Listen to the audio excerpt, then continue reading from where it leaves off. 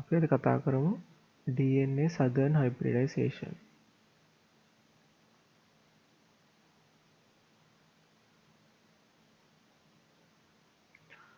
එතකොට අපි මුලින්ම බලමු මොකක්ද මේ DNA southern hybridization කියලා කියන්නේ.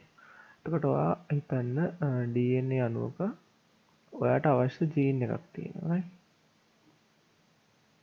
ඒ ජීන් එක මේ DNA අණුවේ තියෙනවද නැද්ද කියලා තහවුරු කරගන්න හිතන්න මේ මෙතන තියෙනවා සුපුරුදු උදාහරණේ ඉන්සියුලින් ජීන් එක right? ඉන්සියුලින් ජීන් එක මට දැන් ඕනේ මෙයා මේ DNA එකේ තියෙනවද නැද්ද කියලා අඳුනගන්න right? ඒක අඳුරගන්න ක්‍රමයක් තමයි southern hybridization කියන්නේ. අපි බලමු ඉස්සරහට මොකද වෙන්නේ කියලා. හරිද? එතකොට ඇත්තටම මේක වෙන්නේ ඔය හිතන්නකො මේ ඉන්සියුලින් ජීන් එකේ සීක්වන්ස් එක A3යි C2යි කියලා adenine adenine cytosine cytosine. අපි මොකද කරන්නේ? මෙයාට කම්ප්ලිමන්ට් නියුක්ලියෝටයිඩ් එකක් හදාගන්න. දැන් අපි මේ සීක්වන්ස් එක දන්නවනේ. දන්න නිසා අපි මෙයාට කම්ප්ලිමන්ට්. එතකොට මෙයා ගිහිලා ඇටච් වෙන්න පුළුවන් නියුක්ලියෝටයිඩ් එකක් හදනවා right? නියුක්ලියෝටයිඩ් චේන් එකක්. එතකොට එයාට අපි කියනවා ප්‍රෝබ් එක කියලා right? අපි හදන්නේ කම්ප්ලිමෙන්ටරි එකට කියනවා ප්‍රෝබ් එක කියලා. එතකොට thymine guanine right? ඊපස්සේ හදලා අපි මෙයාව එක්කෝ රේඩියෝ ඇක්ටිව් කරනවා. රේඩියෝ ඇක්ටිව් කරාට පස්සේ අපිට UV ලයිට් රේස් දාලා එයා තියෙනවද කියලා බලා ගන්න පුළුවන්. right? අපි මේ ස්ටෙප් එක මුලින්ම බේසික් විදිහට මම කියන්නම් කරන හැටි. ඊට පස්සේ අපි ඇඩ්වාන්ස් යමු. මුලින්ම කරන්නේ මේ ඔයගොල්ලෝ දන්න සෙල් එක්ස්ට්‍රැක්ට් එක ගන්නවා. සෙල් එක්ස්ට්‍රැක්ට් එකක් අරගෙන සෙල් එක්ස්ට්‍රැක්ට් එකෙන් අපි DNA වෙන් කරගන්නවා. DNA එක්ස්ට්‍රැක්ට් එක. ඔයාලා හිතන්න මේ වගේ මුලින්ම සෙල්ස් ගොඩක් තිබ්බා. සෙල් එක්ස්ට්‍රැක්ට් එකෙන් ඊට පස්සේ අපි ඒකේ DNA වෙන් කරලා ගන්නවා. ඒක DNA recombinant technology එක ඔයගොල්ලෝ දන්නවා. DNA එක්ස්ට්‍රැක්ට් එක කරගත්තා right? ඊපස්සේ මේ DNA එක්ස්ට්‍රැක්ට් එකේ ඔයගොල්ලෝ දන්නවා දැන් අපිට ඕනේ ඉන්සුලින් ජීන් එක මේ හරිය තියෙනවා කියලා හිතන්නකෝ. එතකොට මේක තැනක ඉන්සුලින් ජීන් එක තියෙනවා. අපි මොකද කරන්නේ? මුලින්ම මේ DNA ටික කට් කරගන්නවා කෑලි කෑලි. එතකොට DNA එක මේ වගේ තියෙනවා. ඒක කට් කරගන්නවා මෙහෙම කෑලි කෑලි වලට. right? segments වලට ඒක කට් කරගන්නවා. restriction enzymes උදාහරණ right? cut down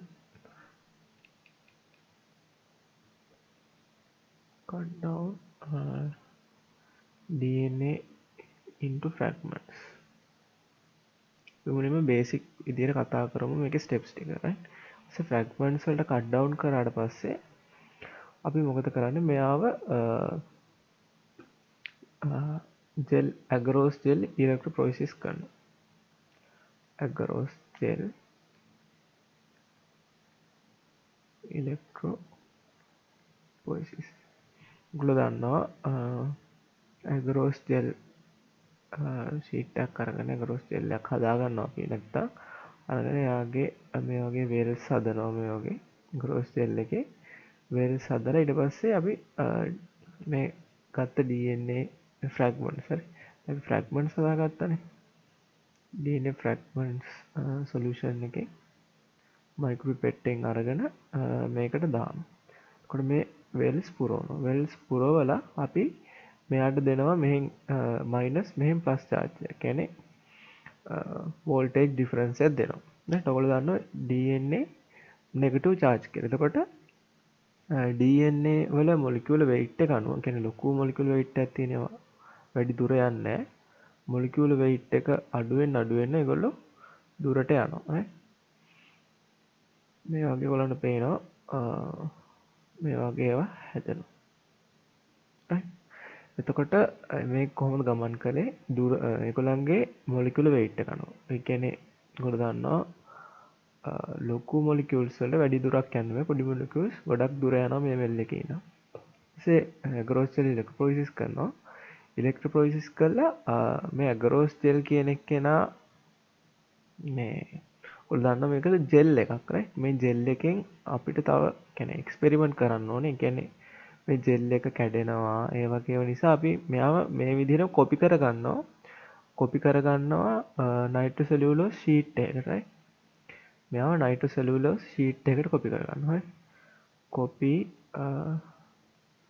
DNA fragments into nitrocellulose sheet right නැත්නම් membrane. එතකොට මේ වගේම කාබන් කොලයක් උඩ තියලා වගේ කොපි කරගන්නවා. කියන්නේ මම උදාහරණයක් කිව්වේ කාබන් කොල තියන්නේ මෙතන. මේකේ මේ අපි මේ DNA ගියපු ටික නයිට්‍රෝසෙලියුලෝස් එකට කොපි කරගන්නවා නේ. ඊට පස්සේ නයිට්‍රෝසෙලියුලෝස් එකට කොපි කරගෙන මොකද කරන්නේ? දැන් මේගොල්ලන්ගේ තියෙන double standard DNA double standard එක අපි සිංගල් ස්ටෑන්ඩඩ් DNA බවට පත් කරගන්නවා. ඩබල් ස්ටෑන්ඩඩ් DNA අපි සිංගල් ස්ටෑන්ඩඩ් DNA බවට පත් කරගන්නවා. ඊට පස්සේ අපි දානවා මෙයාට ප්‍රෝබ් එක. හරිද? mix with probe. එතකොට ඔයගොල්ලෝ දන්නවා ප්‍රෝබ් එකත් එක්ක මික්ස් කරාම මේ ප්‍රෝබ් එක අනිවාර්යයෙන්ම ගිහිල්ලා සෙට් වෙන්නේ මෙතන තියෙන ඉන්සුලින් ජීන් එකට. දැන් උදාහරණ විදිහට ගත්ත ඉන්සුලින් ජීන් එක දැන් ඔය හිතන්න මෙතන තියෙන ඉන්සුලින් ජීන් කියලා. එතකොට මෙතෙන්ට කියලා තමයි ප්‍රෝබ් එක සෙට් වෙන්නේ. ප්‍රෝබ් එක සෙට් දැන් හිතන්න මෙතනත් ඉන්සුලින් ජීන් එකම තියෙනවා. මේ සමාන මේ වෙනසට DNA මෙතන සොලියුෂන් එකේ ඉඳලා එතකොට ඔය හිතන්න මේ තැන් තුනේ තියෙන්නේ ඉන්සුලින් ජීන් එක කියලා. අපිට මෙහෙම ඇහැට බැලුවට පේන්නේ නැහැ. අපි ඊට පස්සේ මොකද කරන්නේ? එයාට X-rays right X-rays අල්ලනවා. X-rays ඇල්ලුවට පස්සේ මේ එක දම් පාටට පේනවා මේ ඉන්සුලින් ජීන් එක තියෙනවා. නැත්තම් ඉන්සුලින් ජීන් එක නැත්තම් පේන්නේ තියෙනවනම් මේ X-rays අල්ලද්දි පේනවා අපිට highlight වෙලා. මොකද අපි radioactive probe එකක් ගත්තේ. එහෙනම් මේ probe එක බැදෙන්න ඕන අනිවාර්යෙන් ඉන්සුලින් ජීන් එකේ. එහෙනම් එතකොට ඉන්සුලින් ජීන් එක අපිට පේනවා. එතකොට X-rays ඇල්ලුව නැත්තම් අපිට පුළුවන් කියන්නේ මේ probe colorful probe එක කියන්නේ color emit කරන්න පුළුවන් probe එකක් ගන්න. එතකොට X-rays අල්ලන්න ඕනේ නැහැ. එයා color emit කරනවා. එතකොට right එතකොට color emitting probe එකක් ගත්තොත් එයා color emit කරනවා. මේක තමයි basic steps ටික මේ southern hybridization කියන එකේ. එතකොට මුලින්ම cell extract එකෙන් DNA extract එක ගත්තා. DNA extract එක අපි cut down කරගත්තා. පොඩි fragments වලට. ඊට පස්සේ agarose gel electrophoresis කරා. ඊට පස්සේ DNA fragments copy කරගත්තා nitrocellulose membrane එකට. ඊට පස්සේ මොකද කරේ අපි මේකේ වලට ස්ටෙප්ස් තියෙනවා. ස්ටෙප්ස් ටික පැහැදිලි කරන්න right. එතකොට ඊට පස්සේ double stranded DNA එක single stranded කරගත්තා. ඊට පස්සේ mix කරා probe එකත් එක්ක අන්තිමට අපි X-rays අල්ලලා හරි color emit වෙනවනම් එකෙන් අපි අඳුරගත්තා අන්න මේ අපේ ගත්ත මේ DNA extract එකේ අපි හොයන අදාළ නියුක්ලියෝටයිඩ් සීක්වන්ස් එක තියෙනවද කියලා. උදාහරණයක් ගත්තේ ඉන්සුලින් නේ. එහෙනම් මෙතන DNA වල ඉන්සුලින් ජීන් එක තියෙනවා කියලා අපි ඒකෙන් තහවුරු කරගත්තා. එතකොට අපි more detail බලමු ඊළඟට southern hybridization එක. right. එතකොට පළවෙනි ස්ටෙප් එක තමයි cell extract එක. හරි. cell extract එක ගන්න. ඔයගොල්ලෝ දන්නවා මගේ recombinant DNA technology වීඩියෝස් වලින් බලන්න cell extract එකකින් කොහොමද DNA extract එක ගන්න කියලා. හරි. ඊට පස්සේ මගේ අනිත් වීඩියෝස් වලත් ඇති DNA extract එකෙන් කොහොමද DNA fragments ගන්න කියලා. right. DNA fragments. ඔයගොල්ලෝ දන්නවා DNA extract එකේ මේ වගේ DNA තියෙනවා. මේ වගේ DNA තියෙනවා. DNA වලින් අපි ගන්නවා DNA fragments. Fragments කියන්නේ මේක පොඩි කෑලි වලට කඩලා ගන්න right. එහෙනම් පොඩි කෑලි වලට කඩා ගන්න අපිට ඕන වෙනවා restriction enzymes. restriction enzymes. right. restriction enzymes දාගෙන අපි මේ වගේ පොඩි කෑලි වලට කඩා ගන්නවා. ඊට පස්සේ DNA කැඩුනට පස්සේ ඔයගොල්ලෝ දන්නවා DNA වල මෙෂර්මන්ට් එකක් තියෙනවා KB කියලා right. length එක මයින්නේ KB වලින්. එතකොට ෆ්‍රැග්මන්ට්ස් ಜಾති දෙකක් එනවා. දැන් මම මේ ටික මකන්නම්.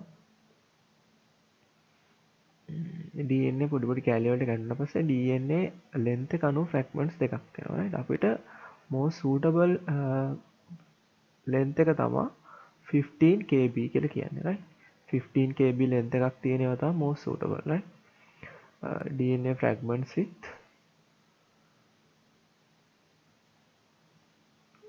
with 15 kb length. ඊට පස්සේ ඔයගලන්ට තව length එක 15 kb length එකට වඩා වැඩි DNA fragments හම්බෙනවා. එතකොට DNA fragments length එක වැඩි 15 kb වලට වඩා. right? එතකොට අපි මේ වගේ DNA fragments ගත්තාම මේගොල්ලෝ electrophoresis එක හොඳට වෙන්නේ නැහැ. right? gel electrophoresis එක agarose gel electrophoresis එක හොඳට වෙන්නේ නැහැ. නිසා අපි 15 kb length එකක් තියෙන ඒවාට තවදුරටත් කඩා ගන්නවා. ඒකට අපි යොදා ගන්නවා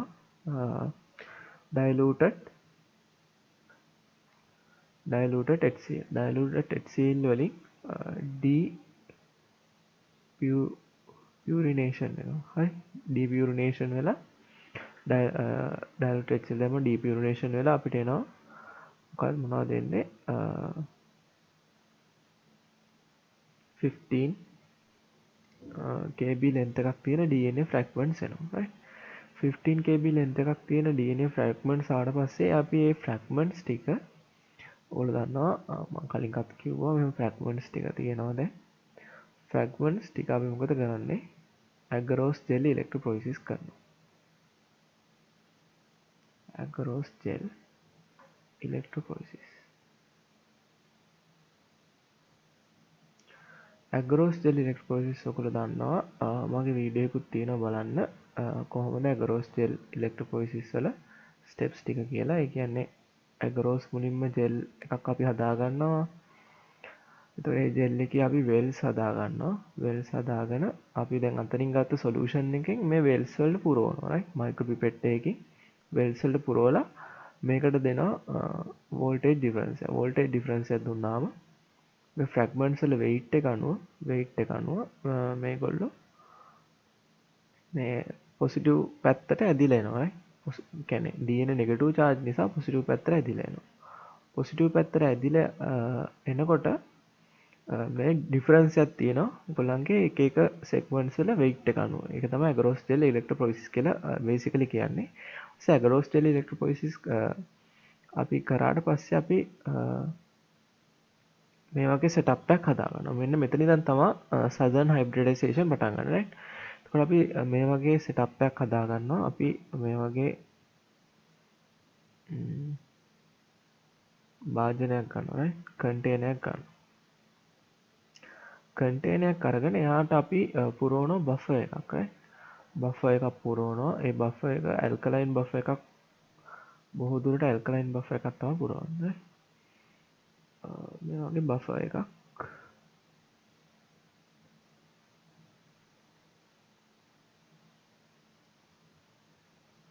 තියෙන buffer එක. ඊට පස්සේ අපි ඊට උඩින් ස්පොන්ජ් කෑල්ලක් දාගන්නවා. ස්පොන්ජ්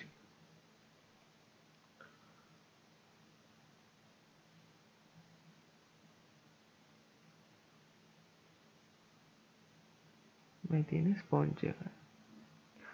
ස්පොන්ජ් එක දාගත්තට පස්සේ ස්පොන්ජ් එක උඩින් අපි දාගන්නවා filter papers. right? Filter paper papers ටිකක් සෙට් එකක් දාගන්නවා මේ ස්පොන්ජ් එක උඩින්.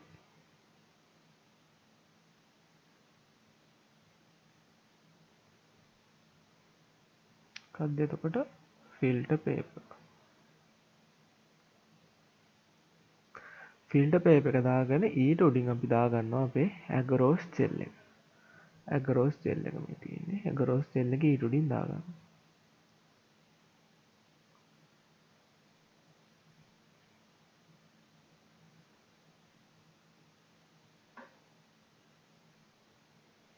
agarose gel එක දාගෙන ඊට උඩින් අපි දාගන්නවා අපේ nitrocellulose. දැන් අපි කොපි කරගන්න හදන nitrocellulose එකට agarose එකේ ඉඳන් ඊට උඩින් දාගන්නවා අපි nitrocellulose membrane එක.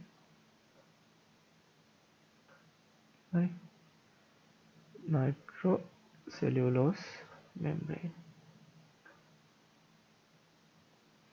නයිට්‍රෝසෙලුලෝස් මෙම්බ්‍රේන් එක දාගෙන අපි ඊට උඩින් දාගන්නවා තව ලොකු ෂීට් එකක්, ෆිල්ටර් පේපර් ෂීට් එකක් දාගන්නවා මේ වගේ. ෆිල්ටර් පේපර් ෂීට් එකක් දාගෙන ඊට උඩින් අපි වෙයිට් එකක් දාගන්නවා. ඊට උඩින් මේ වගේ වෙයිට් එකක් දාගන්නවා. 500 grams වගේ වෙයිට් එකක් දාගන්නවා. එතකොට මේ තමයි බේසික් සෙටප් එක, right? සදර්න් හයිබ්‍රිඩයිසේෂන් එකේ බේසික් සෙටප් එක. ඒකට ඔයගොල්ලෝ දන්නවා බෆර් එකක් තියෙනවා යටින්ම, කන්ටේනර් එක තියෙනවා, බෆර් එක තියෙනවා. ඊට උඩින් අපි ෆිල්ටර් පේපර්ස් දාගත්තා, ඇගරෝස් ජෙල් එක තියෙනවා. ඊට පස්සේ මොකද තියෙන්නේ? අපි නයිට්‍රෝසෙලුලෝස් මෙම්බ්‍රේන් එක තියෙනවා. ආයි ෆිල්ටර් පේපර්ස් තියෙනවා. උඩින්ම තියෙනවා වෙයිට් එක. වෙයිට් එකක් තියලා අපි 18 hours to නැත්නම් overnight කියන්නේ 12 hours, right? 18 hours to 24 කියන්නේ දවසක් වගේ තියෙනවා, right? 18 hours to 24 hours තිබ්බට පස්සේ ඔයගොල්ලෝ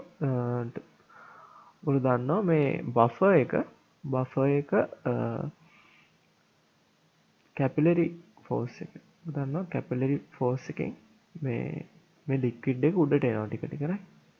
මේ ලික්විඩ් එක ස්පොන්ජ් එකේ ඉඳන් උඩට ඇවිල්ලා ඊට පස්සේ ෆිල්ටර් පේපර් එක දිගේ ගිහිල්ලා ඇගරෝස් ජෙල් හරහා ගිහිල්ලා නයිට්‍රෝසෙලුලෝස් හරහා ගිහිල්ලා මෙයා උඩට යනවා, හරිද? මේ ලික්විඩ් එකේ මූව්මන්ට් එක. මෙහෙම ලික්විඩ් එක උඩට මූව් වෙද්දී මොකද වෙන්නේ? මේ ලික්විඩ් එකත් එක්ක ඇගරෝස් ජෙල් එකේ තියෙන DNA මොලිකියුල්ස් උත් උඩට යනවා. නමුත් DNA මොලිකියුල්ස් උඩට ගියාට පස්සේ එයා බැඳෙනවා මේ DNA මොලිකියුල්ස් නයිට්‍රෝසෙලුලෝස් වල බයින්ඩ් වෙනවා, right? නයිට්‍රෝසෙලුලෝස් වල බයින්ඩ් වෙනවා. නයිට්‍රෝසෙලුලෝස් වලට වඩා උඩට යන්නේ නැහැ. මොකද DNA එක බයින්ඩ් වෙනවා මේ නයිට්‍රෝසෙලුලෝස් වල. මෙහෙම DNA එක නයිට්‍රෝසෙලුලෝස් වල බයින්ඩ් වෙනවා. ඊළඟ ස්ටෙප් එක මම ඇඳලා පෙන්නන්නම්. දැන් ඔයගොල්ලන්ට පේනවා මේ වගේ නයිට්‍රෝසෙලුලෝස් ෂීට් එකේ මේ වගේ DNA බයින්ඩ් වෙලා තියෙනවා. නමුත් මේක අපි තාම ඇහැට පේන්නෙත් නෑ, right? මෙහෙම DNA තියෙනවද කියලා අපිට ඇහැට පේන්නේ නෑ තාම. නයිට්‍රෝසෙලුලෝස් මෙම්බ්‍රේන් එක.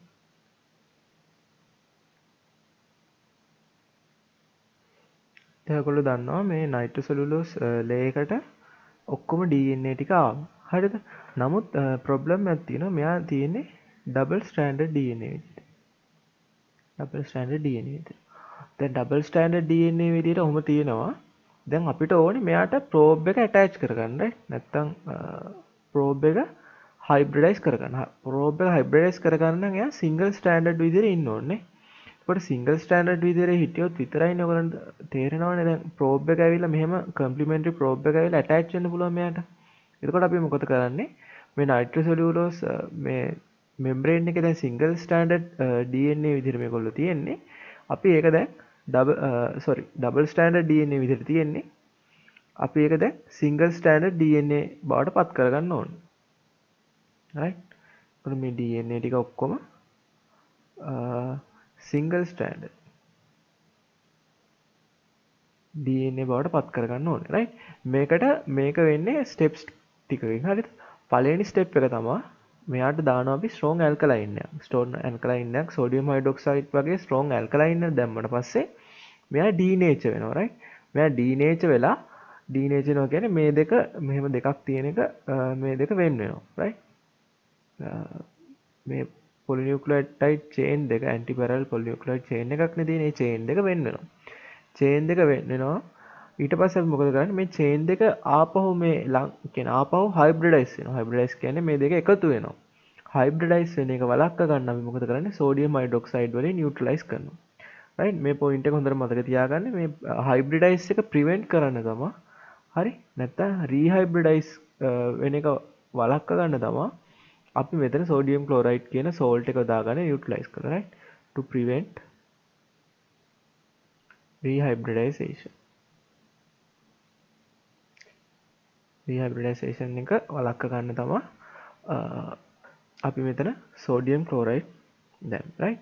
ඊට පස්සේ අපි ඊළඟ ස්ටෙප් එක බලමු. ඊළඟ ස්ටෙප් එක ඊළඟ ස්ටෙප් එක ඔයගොල්ලෝ දන්නවා. දැන් අපි සෝඩියම් ක්ලෝරයිඩ් දාලා මේගොල්ලන්ගේ නියුට්‍රලයිස් කරලා මුලින්ම සෝඩියම් හයිඩ්‍රොක්සයිඩ් දැම්මා. සෝඩියම් හයිඩ්‍රොක්සයිඩ් දාලා මේගොල්ලන්ව ඩීනේචර් කළා. පස්සේ සෝඩියම් ක්ලෝරයිඩ් දැම්මා. මේකේ රීහයිබ්‍රිඩයිසේෂන් නැත්තම් නැවත හයිබ්‍රිඩයිස් වෙන එක වළක්වා ගන්න. දැන් ඒගොල්ලෝ දන්නවා මෙතන සිංගල් ස්ට්‍රෑන්ඩඩ් DNA තමා තියෙන්නේ. හරිද? දැන් අපිට මේ නයිට්‍රෝසෙලුලෝස් මෙම්බ්‍රේන් එක ඊට පස්සේ තවදුරටත් අන්බවුන්ඩ් කියන්නේ බයින්ඩ් වෙච්ච නැති DNA තියෙනවා නම් ඒගොල්ලන්ව වොෂ් කරගන්නවා. රයිට්? වොෂ් කරගන්නවා මේ බෆර් එකකින්. රයිට්? මේ බෆර් එකෙන් අපි වොෂ් කරගන්නවා. බෆර් එකෙන් වොෂ් කරගත්තට පස්සේ තවදුරටත් අන්බවුන්ඩ් DNA හරි?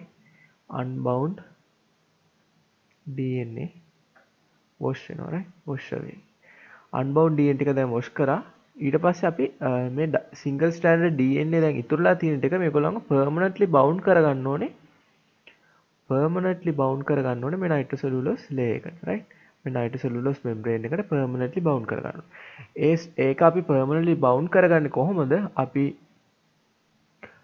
80 celsius වල 2 hours බේක් කරගන්නවා. රයිට්? 2 hours බේක් කරගන්නවා. නැත්තම් අපිට පුළුවන් මෙයාට අල්ට්‍රා වයලට් අපිට එක විදිහකට පුළුවන් අපිට 80 celsius 2 hours බේක් කරගන්න. නැත්තම් අපිට පුළුවන් මෙයාට අල්ට්‍රා වයලට් රේඩියේෂන් අල්ලන්න. රයිට්?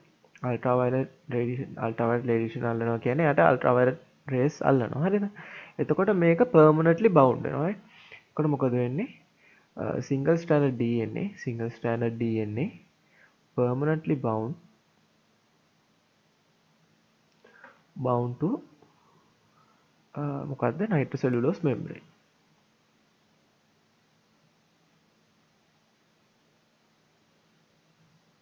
හරි. දැන් ඔයගොල්ලෝ දන්නවා මේගොල්ලෝ nitrocellulose membrane එකට permanently bound වෙලා තියෙනවා. දැන් තමා හොඳම වෙලාව අපිට probe එක introduce කරන්න. ඊට පස්සේ මොකද අපි කරන්නේ? මෙයාට අපි දානවා probe එක. දැන් ඔයා හිතන්න මේකේ මම අර මුලින්ම පැහැදිලි කරද්දි කිව්වා මෙතන අපිට හොයාගන්න ඕනේ ඉන්සියුලින් කියන එක්කෙනා. එතකොට එයා ඉන්නේ ඇඩ්නින් සයිටෝසින් විදිහට. නම් අපි probe එක කොහොමද හදාගත්තේ? probe එක හදාගත්තේ thymine guanine විතරයි. thymine guanine. එතකොට මේ තමයි probe එක. මේ probe එක complementary to the nucleotide sequence. ඒ කියන්නේ අපි search කරන නැත්නම් අපි හොයන මෙයා තියනවාද කියලා හොයන nucleotide sequence එකට complementary. හරි? එතකොට මේ දෙන්නට hybridize වෙන්න පුළුවන්. right? එතකොට ඔයගොල්ලෝ දන්නවා මේ probe එක අපි radioactive කරනවා. right? radioactive විදිහට තමයි ගන්නෙ. phosphorus 31 කියන ඔයගොල්ලෝ දන්නවා මේ nucleotide විදිහටනේ තියෙන්නේ. right? එතකොට මේ phosphorus එකක් තියෙනවනේ මෙයාගේ. මේ phosphorus එක P31 radioactive phosphorus අරගෙන තමයි මෙයාව හදාගන්නේ. right? මේ probe එක. එතකොට නැත්තම් අපිට පුළුවන් මෙයාව color emit කරන විදිහට හදාගන්න. right? ඊට පස්සේ කොහොම හරි අපි මොකද කරන්නේ? මේ nitrocellulose දැන් membrane එක තියෙන මේ membrane එකට probe solution එකට දානවා. right? probe solution එක මේ වගේ හදාගෙන මේකේ තනිකරම ඉන්නේ probes ලා. right? මේ probes වල මේ වගේ chains තමයි තියෙන්නේ. ඒ ටිකට මොකද කරන්නේ? අපි මේ nitrocellulose sheet එක මේකේ පොඟවනවා. right? මේකේ පෙඟෙවුවට පස්සේ මොකද වෙන්නේ? මේ probes ගිහිල්ලා මෙයත් එක්ක hybridize වෙනවා. right? එතකොට probe එක ගිහිල්ලා මෙයත් එක්ක hybridize වෙනවා. මේ වගේ hybridize වෙනවා. hydrogen bonds හදාගෙන hybridize වෙනවා. right? hybridize වුණා. ඊපස්සේ hybridize වුණා කියලා අපිට එයාව තාම පේන්නේ නැහැ. ඒ කියන්නේ මේ DNA මේකේ තියෙනවද කියලා අපිට පේන්නේ නැහනේ. හරි? මේ මොකද්ද nitrocellulose sheet එක. right? දැන් ඔයගොල්ලන්ට පේනවා දැන් මේකේ තව වැඩිපුර probe තියෙනකොට මේක හැමතැනම probe තියෙන්න පුළුවන්නේ. දැන් අපිට අඳුර ගන්න කරදරයිනේ ඒක. එතකොට excess probe solution එක කියන්නේ probe solution එකනේ ගිහුවේ. excess probe ටික අපි wash කරගන්න ඕනේ. මේක මෙතන critical step එක. right? අපි නැත්තම් මේක පස්සේ බැලුවොත් මේක හැමතැනම තියෙනවා කියලා පෙන්වන්න පුළුවන්. අපිට ඕනේ දැන් මෙහෙම හයිබ්‍රිඩ් වෙච්ච විතරක් බලාගන්නනේ. මේක හයිබ්‍රිඩ් වෙච්ච විතරක් තියෙනවද කියලා බලාගන්නනේ. මේක දැන් අපි මේ probe solution එක ගිල්ලුවට පස්සේ හැමතැනම මේ probes තියෙන්න පුළුවන් මේ nitrocellulose layer එක ගෑවිලා. අපි මොකද කරන්නේ? ඒක wash කරනවා හොඳට. මේක මතක තියාගන්න. saline sodium citrate solution එකෙන්. හරි. saline sodium citrate. හරි. citrate solution එකකින් අපි මොකද කරන්නේ? wash කරනවා. එතකොට මොකද වෙන්නේ? මේකේ තියෙන unbound probes. හරි. මේකේ තියෙන unbound probes ටික ඔක්කොම wash වෙලා යනවා. කියන්නේ bind වෙච්ච probes ටික විතරක් ඉතුරුලා තියෙන්නේ. right? bind වෙච්ච probes කියන්නේ මේ වගේ bind වෙච්ච probes ටික විතරක් ඉතුරු වෙලා තියෙද්දි අනිත් කියන්නේ free probes කියන්නේ free මේකේ bind වෙලා නැති unhybridized probes ටික ඔක්කොම wash වෙලා ගිහිල්ලා මොකද වෙන්නේ? මම එකක් අඳින්න ඔයගොල්ලන්ට තවදුරටත් තේරුම් ගන්න පහසු වෙන්න. එතකොට මොකද වෙන්නේ? unbound probes ටික ඔක්කොම wash වෙලා ගිහිල්ලා bind වෙච්ච probes ටික විතරක් මෙහෙම ඉතුරු වෙනවා. right? මේ වගේ මේකේ තියෙන්නේ bind වෙච්ච probes ටික විතරයි. දැන් හරි. ඊට පස්සේ අපි මොකද කරන්නේ? දැන් bound වෙච්ච probes ටිකනේ තියෙන්නේ. මේකත් අපිට ඇහැට පේන්නේ නැහැ. අපි මේක තියෙනවද කියලා බලාගන්නේ අපි මේක x-ray එකකට අල්ලනවා. right? expose කරනවා x-ray වලට. එතකොට x-rays මෙහෙම යනවා. x-rays යනකොට මේ දැන් ඔයගොල්ලෝ දන්න මෙයා රේඩියැක්ටිව් කියලා අපිට මෙන්න පේන්න ගන්නවා. හරිද? මේ තුන විතරයි පේන්නේ අපිට. මෙහෙම තුනක් තියෙනවා නම් මේ තුන විතරයි අපිට මොකක් හරි පාටකින් මෙහෙම පේනවා. right? මෙතන එකක් තියෙනවා. ආයෙ මෙතන එකක් තියෙනවා. මෙතන එකක් තියෙනවා කියලා අපිට මේ තුන පේනවා. right? එහෙම තමයි අපි අඳුරගන්නේ අපිට අවශ්‍ය නියුක්ලියෝ ඇසිඩ් සීක්වන්ස් එක. දැන් අපි මුලින්ම කතා කරා අපිට අවශ්‍ය නියුක්ලියෝ ඇසිඩ් සීක්වන්ස් එක. නැත්නම් අපි හැමදාම ගත්තේ ඉන්සියුලින් ජීන් එක. ඉන්සියුලින් ජීන් එක මේකේ තියෙනවද කියලා අපි අඳුරගත්තා මේ හයිබ්‍රිඩයිසේෂන් එකකින්. හරිද? අපි බලමු දැන් ආපහු සමරියක් බලමු පොඩි. ටක් ගාලා බලමු සදන හයිබ්‍රිඩයිසේෂන් එකෙත් මොකද උනේ? මුලින්ම සෙල් එක්ස්ට්‍රැක්ට් එක ගත්තා. සෙල් එක්ස්ට්‍රැක්ට් එකෙන් අපි DNA extract එක ගත්තා. right? DNA extract එක මොකද කරේ? DNA extract එක DNA long chains තියෙන්නේ නේ. long chains තියෙන නිසා අපි මොකද කරේ? මේව cut down කරගත්ත fragments වලට. කොහොමද cut down කරගත්තේ? අපි මොනවා යොදාගෙනද? restriction enzymes. right? restriction enzymes යොදාගෙන අපි ඒක cut down කරගත්ත small fragments වලට. එතකොට ඔයගොල්ලන්ට මතකයි small fragments වලට cut down කරගද්දී කියන්නේ මේ agarose gel electrophoresis එකට ideal length එක මොකද්ද? 15 kb කියන DNA length එක තමයි. ඒක DNA length එක බලන මිම්මක්. හරිද? මීටරේ වගේ මීටර් කිලෝමීටර වගේ මේක DNA length එක මයින විශේෂ මිනුමක් තමයි මේ kb කියන්නේ 15 kb length එකක් තියෙන DNA තමයි ideal. හරි? මෙයාට හොඳටම ideal length එක තමයි ඒක. දැන් ඊට වඩා වැඩි length එකක් තියෙනවා මොකද කරේ අපි? diluted HCl දාලා cut down කරගෙන අපි හදාගත්ත 15 kb කියන length එක. right? ඊට පස්සේ මොකද කරේ අපි? agarose gel electrophoresis කරා. agarose gel electrophoresis ඔයාලට මතකයි. මේ වගේ gel එකක් හදාගෙන gel එකේ මේ වගේ wells හදාගන්නවා. wells හදාගෙන අපි හදාගත්ත මේ fragments තියෙන solution එකෙන් micro pipette එකක් ආදරේ මේ wells පුරවනවා. මේ solution එක පුරවලා අපි මේකට voltage difference එකක් දෙනවා. ඔයගොල්ලෝ දන්නවා DNA negative charge. එතකොට එයා positive පැත්තට තමයි ඇදිලා එන්නේ. positive පැත්තට මේ වගේ ඇදිලා එනවා. හරි. ඇදිලා ආවට පස්සේ තමයි අපි ඊට පස්සේ hybridization කියන්නේ southern hybridization setup එකට මෙයා දාන්නේ. southern hybridization setup එක ඔයගොල්ලන්ට මතකයි. buffer එකක් තියෙනවා, sponge එක තියෙනවා, filters තියෙනවා, filter papers, agarose gel එක, ඊට පස්සේ nitrocellulose membrane එක ඊට උඩින්, ඊට පස්සේ filter papers තියෙනවා. හරිද? මේ වගේ තියලා අපි 18 hours to overnight මෙයා මෙහෙම තියලා තියෙනවා. තියලා තියෙනකොට මොකද වෙන්නේ? මේ buffer එක capillary force එක මෙයා buffer එකේ liquid එක ගන්න. capillary force එකෙන් මෙයා මේක ටික උඩට යනකොට මේ buffer එකත් එක්ක DNA එකත් උඩට යනවා. DNA එක උඩට ගියාට මෙයා බැඳෙනවා nitrocellulose වල DNA එක බැඳෙනවා. right? nitrocellulose වල DNA එක බැඳෙනවා. ඊට පස්සේ මෙයාව අපි මෙහෙම එළියට ගන්නවා. nitrocellulose membrane එක. එළියට ගත්තාම ඔයගොල්ලෝ දන්නවා යා double standard විදිහට තමයි තියෙන්නේ. double standard විදිහට තියෙන්නේ. අපිට යාව single standard කරගන්න ඕනේ. single standard කරගන්න ඕනේ steps දෙකකින් වෙන්නේ. හරි? steps දෙකකින් හොඳට මතක තියාගන්න මේ steps දෙක. මුලින්ම අපි යාට strong alkaline එකක් දානවා. sodium hydroxide වගේ strong alkaline එකක් දැම්මට පස්සේ යා denature වෙනවා. denature වුණාට පස්සේ අපි මොකද කරන්නේ? ඩීනේචර් වෙනවා කියන්නේ මොකද්ද? දැන් මෙයා ඩබල් ස්ටෑන්ඩඩ් තියෙන සිංගල් ස්ටෑන්ඩඩ් දෙකක් හැදෙනවා. ඊට පස්සේ මේ සිංගල් ස්ටෑන්ඩඩ් දෙක ආපහු ඩබල් ස්ටෑන්ඩඩ් වෙන්න පුළුවන්. ඒක වළක්ව ගන්න අපි මොකද කරන්නේ?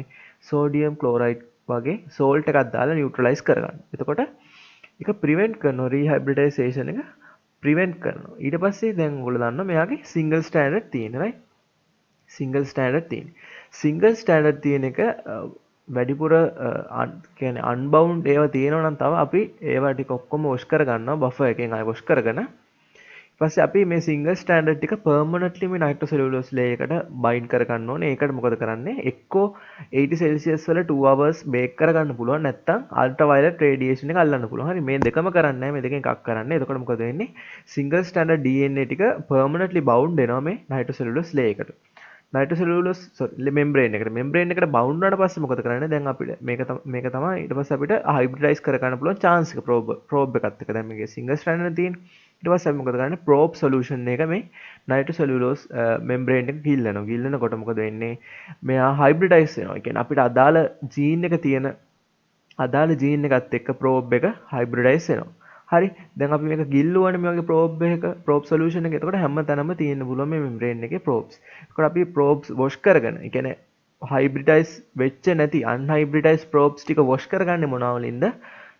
සේලයින් සෝඩියම් සිට්‍රේට් සොලියුෂන් එකෙන්. හරි මේක ඉම්පෝර්ටන්ට් රයිට්. මේක ගොඩක් ඉම්පෝර්ටන්ට්. නැත්තම් අපිට මේ ෆයිනල් එකේ හැමතැනම මේ ජීන් එක තියෙනවා කියලා